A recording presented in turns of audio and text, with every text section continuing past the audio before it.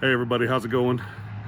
So this week's video, I'm gonna try to catch y'all up on what's been going on around the farm, probably I guess just before Christmas, up through today, which is the 3rd of January. It's been pretty busy around here.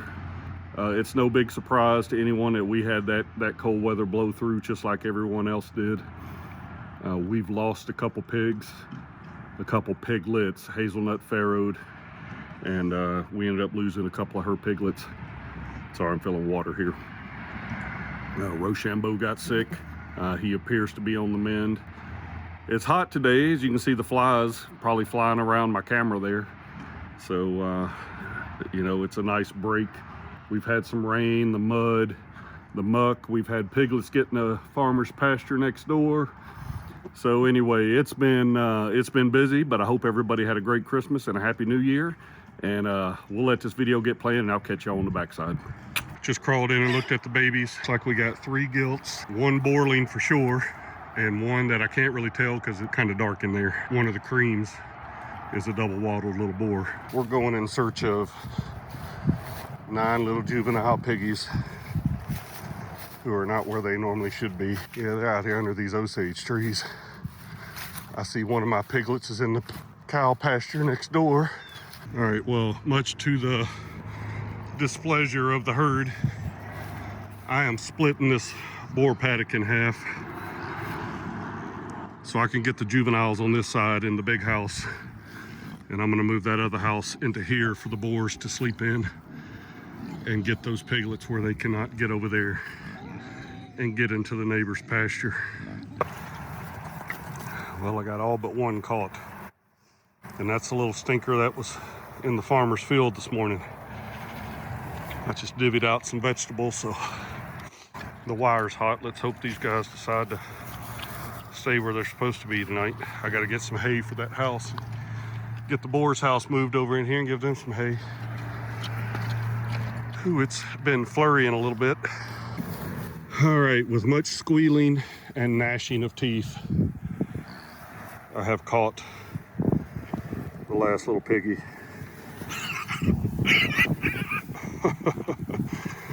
So all 9 of the juveniles are in this pen right now.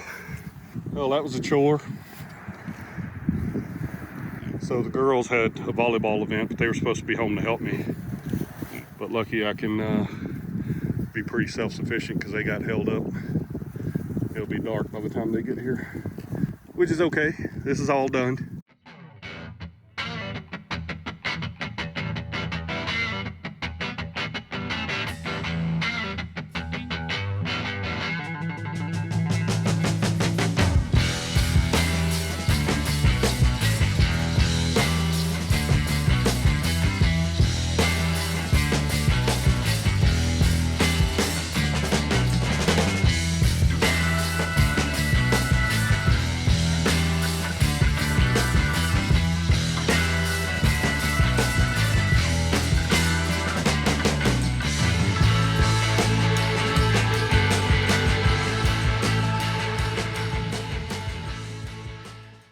Why are you giving me that look, dude?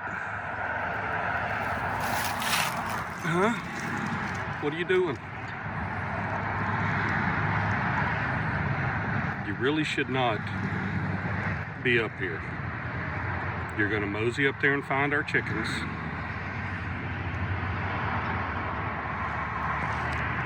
As you can see, it is a moist one today. It is absolutely disgusting. So we had snow and ice this morning, and we are expecting this big cold front to blow through. So more snow into tonight, into tomorrow morning, and then the temperature's just supposed to plummet. We're supposed to have some negative wind chills and single-digit temperature. So yeah, it's gonna be pretty nasty. Let me turn my camera around here.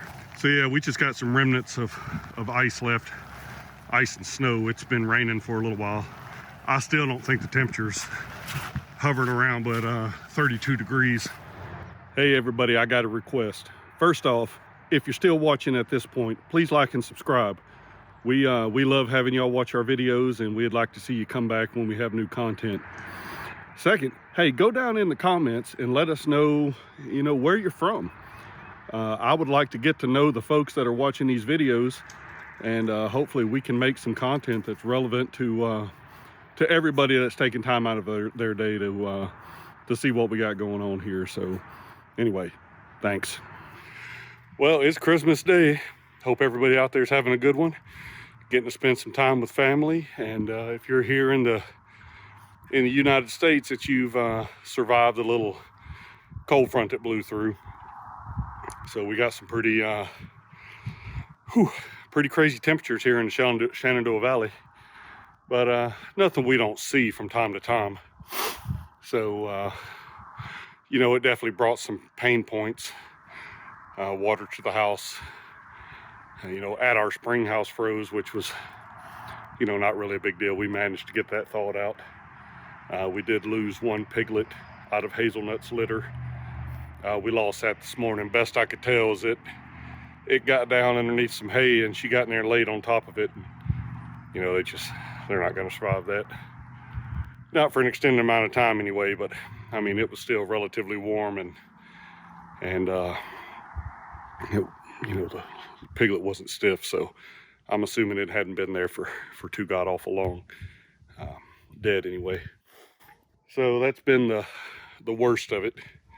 I mean, other than that, the pigs, everybody has seemed to hold up fine. The boars got out here, and I had their house facing this way, and they completely flipped that thing over, and it was rolling down the hill. I don't know what they were in there doing, but never tell with these boars. They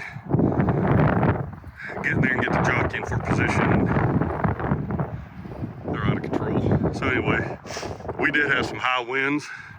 I noticed down there somewhere there's a tree down. I don't think it reached the farmer's fence. So so far that's the only victim I've seen. I haven't gone back up here and walked, which is probably not good. But yeah, it was I think down in the negative 20 maybe was the wind chill. I think the temperature got down to 1 degree. So everything is pretty much frozen. There's some surface spots that are starting to get muddy, but just enough to make a mess on your boots. But yeah, it was very chilly. But everybody did great. These coonies are very hardy. Yeah, water's been a challenge. As you can tell, all the ice busted up. This had a little ice in it. I couldn't whoop out of it. But everybody got fresh water. And for some reason, when it gets cold, they drink a lot of water. I don't know what it is. The horses drink more water, it seems like. It is a balmy 37 degrees this morning. And we are absolutely loving this weather. Little Astrid got her stitches out yesterday. She's running wild, chewing on every stick and leaf she can find.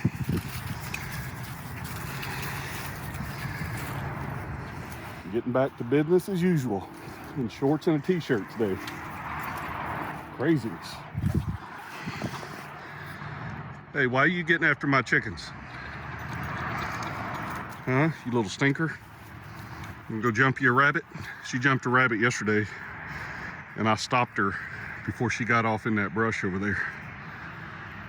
Let that bunny go, but she'll be on the prowl here. Yeah, we're getting over 50 pounds, probably 60 to 70 pounds of feed a day that's going into the pigs.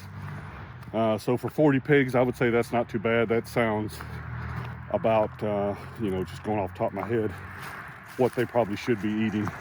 And that's 16%. All right, well, it is a disgusting mess out here. I'm trying to pull back some of the mud so we can start getting some stuff draining. This down here is probably about 6 inches deep of mud. So as you can tell, I'm not doing the pigs any favors right now. But I had to dump everybody's water, so I'm about to fill those back up. Rose waiting. So it's probably about 5 o'clock on Monday evening, and we're waiting on the vet to come out. Something's going on with Mr. Rochambeau, and we need to have him looked at. I mean, I don't think it's anything imminently life-threatening, but he is definitely Not happy. It's very lethargic. Got some crud dripping out his nose. So there's a condition called choke that we think it might be, where he's got some food matter stuck in his throat. And so anyway, vet's gonna be out here soon. It's pretty sad when you're on damn near first name basis with your vet. Anyway, I got back out here today trying to clean up this barnyard a little bit. Now if you get down, there's some good clay, and at some point in time there's been some gravel dumped in here, but you see that big old blob of disgustingness. That is just wet, slushy, nasty stuff. So anyway, yeah, I don't know what I was saying. Amanda was calling me, so the vet's on her way. So got Rochambeau here, very lethargic. He's got some discharge coming out of both sides of his nose. He's been hacking some stuff up, so he hasn't eaten. I mean, he doesn't look bloated. You look like a woolly mammoth. You're all dirty. You've been out there rolling and stuff. So the funny thing was, he wasn't in the barn. I had to go out and find him in the pasture. And he's standing back over by the fence and the trees. Thought it was a Sasquatch looking at me. So anyway, I'm gonna fill some pig water, since they can't do nothing but dump it when they try to drink it. Wait for the vet to get here. It's almost dark. So it is now Tuesday morning, probably about 8 something. I'm coming out to get some chores done early. The rain's setting in, and check on Mr. Rochambeau. He spent the night in the barn. He's not yelling at me right now, which is good, but I got some feed soaking for him. Now see, this is one of the problems with our setup here.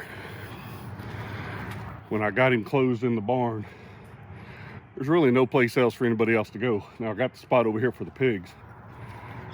That means Prince is going to be spending this day outside, which is not a big deal. It's in the 50s today. So Prince will be out. He's eating breakfast right now.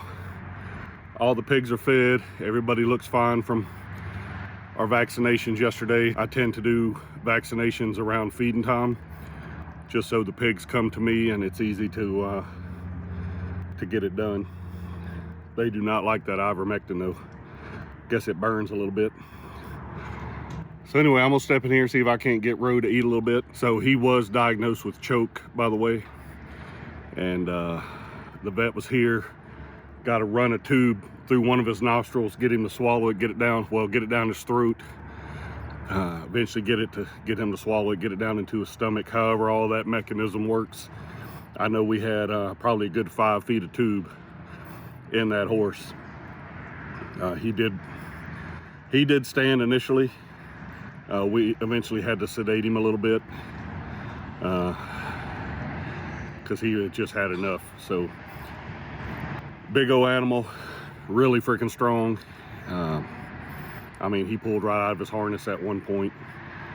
So he didn't run off on us. He just ran over here at the gate to try to get back in, but which was surprising. I figured he would have taken off down the hill, because that's normally what he does. If I leave the gate open enough and he gets ahead of steam, he's running out the gate and he's heading for the main road down there.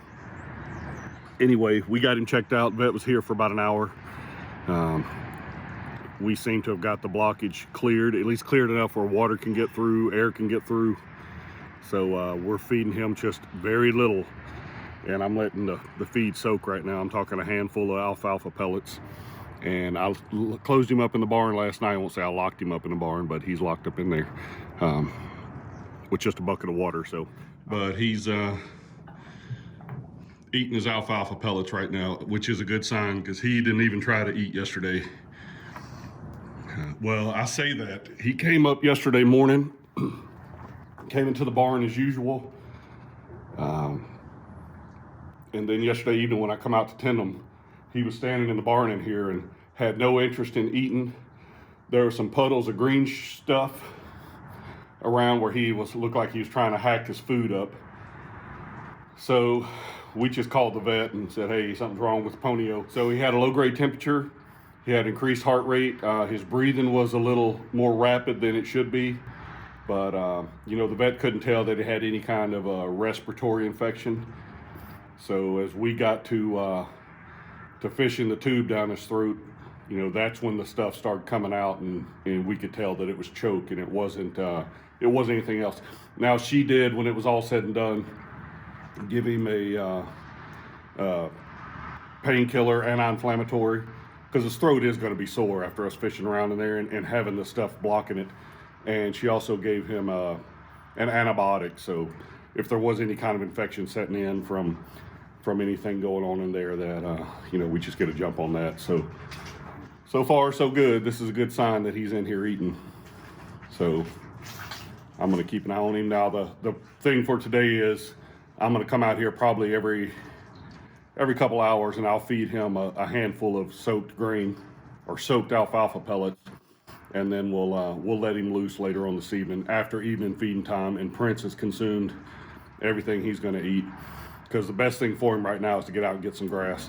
Granted, it's freaking January, so you know, grass is pretty thin. They really have to get down. I mean, there is some grass out on the pasture. So anyway, that's kind of where we're at. All right, well, it was a little damp this morning, but it has turned out to be a gorgeous day. Look at these little stinkers. This is the first time all three have been outside. Now, Hazelnut she farrowed 5 piglets, and she has managed to mush 2 of them. So there was 3 brown ones and 2 ginger ones. She mushed one of the brown ones. I think that was Christmas Day, and then New Year's she mushed the little double wattle ginger boiling, which was unfortunate, but maybe it was just her holiday routine. So I mean, they were all healthy. Nothing appeared wrong. You know, sometimes that's just the hand you're dealt. Other than that, she's being a good mama. It's like these little turds are starting to sample some real food, so look at those little tails. Love it. What's up, buddy?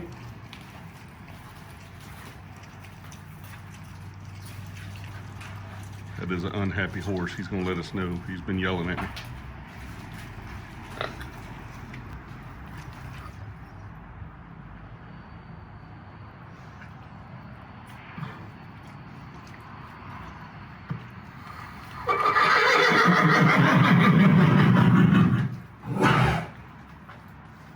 You ready to get out of there?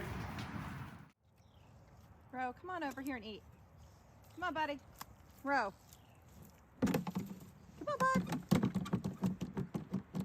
Come on, come eat. Come on. Come on, Ro. Come on.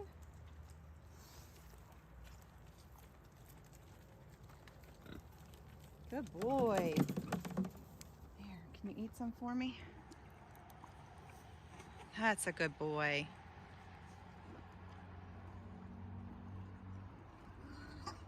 All right, everybody, we're gonna go ahead and wrap up this week's video. As you can see behind me there, Ro is eating. He's getting the last of his medicine. He seems to be fully on the mend. No signs that the choke is still there or coming back. You saw Astrid running around. The surgery she had, that we had the stitches removed, she got spayed. We made a decision that we were not going to be dog breeders. As much as we love Astrid, we don't want more Astrids. So she's on the mend from that. We've had a hawk really taking a toll on our chickens here recently. So, you know, what can you do? We do the best we can to keep our chickens safe. But in the last couple of weeks, we've probably lost 3 or 4 chickens, as I hear some bucking around here. Other than that, all the pigs are doing great. Juliet's 3 remaining piglets are doing amazing. They're chunky little squirts and looking fine. Everybody's eating well. The breeding pairs are doing good back there. I have not seen any breeding activity with Maisie yet, but you know, there's been some action between Timber and Shirley, so that's good. So probably this week we're gonna get Darby, and we're gonna get him moved down with Fig and Sailor Girl, so they can start making the magic happen. So anyway, that's kind of what we got going on. A little, you know, a little throwback in time there, right at the end of December up through today, which is probably like the 6th of January. I have really no idea what day it is at any given time. So going forward, we're going to put together a series of videos on getting started with small livestock, with kunekunes. So, you know, there'll be some videos coming out. Probably not anything too long or extensive. And some of you are probably going, yes. So anyway, we'll start getting those videos put together and they'll come out. We're going to talk about infrastructure, bloodlines, registries, you know, the whole 9 yards with kunekunes. And then, you know, there'll be some generalizations in there with, you know, if you're getting another type of livestock, another type of pig. Some of this is definitely gonna transition over. Thanks everybody for joining us. I hope you're having a good one, and we'll catch you next time. Y'all be good.